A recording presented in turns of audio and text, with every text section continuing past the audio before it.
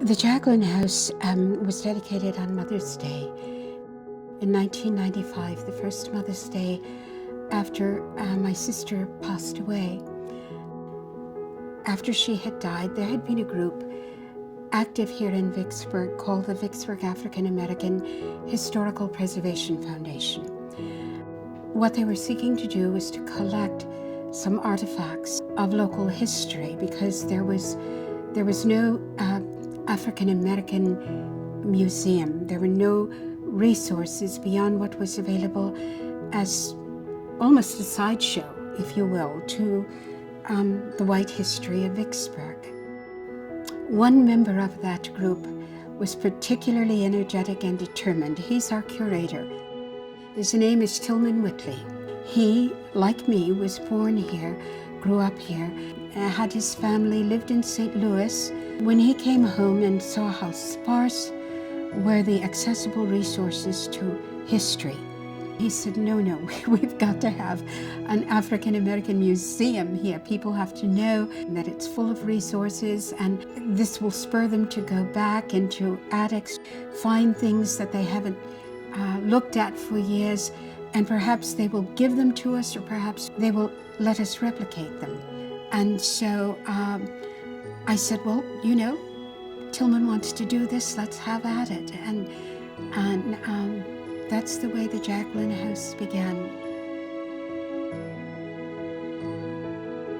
We envisioned this house as the first of many small vacant houses in Black communities that would collect and exhibit the history of that community.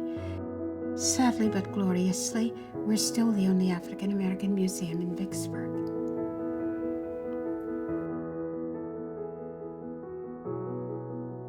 The history of growing up in Vicksburg is like African American history everywhere, After the Civil War was over, Blacks throughout the South were almost totally illiterate.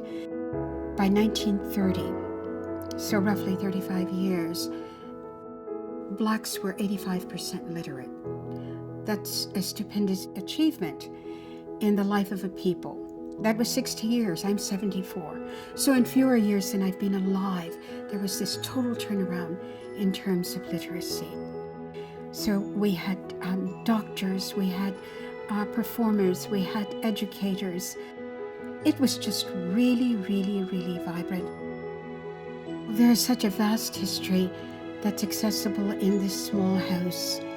All of these pictures record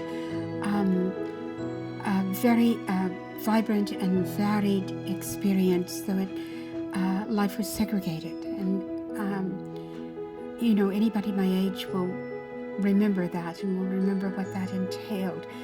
The experience of all of the children around here. You came out in the summertime and you jumped rope and you played games, and the old folks were talking, and your grandparents would talk to you very specifically about something they had endured, or what the world was like or life was like when they were growing up.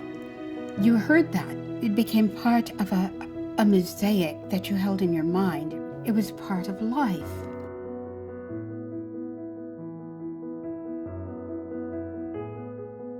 All of this rich history that we are in danger of losing, not because people don't know it, but because they don't come to it anymore. We have all of this wonderful technology. We have the cameras, the recorders, the microphones. Everything that I've told you today is going to be preserved somewhere. The question is, will the people come?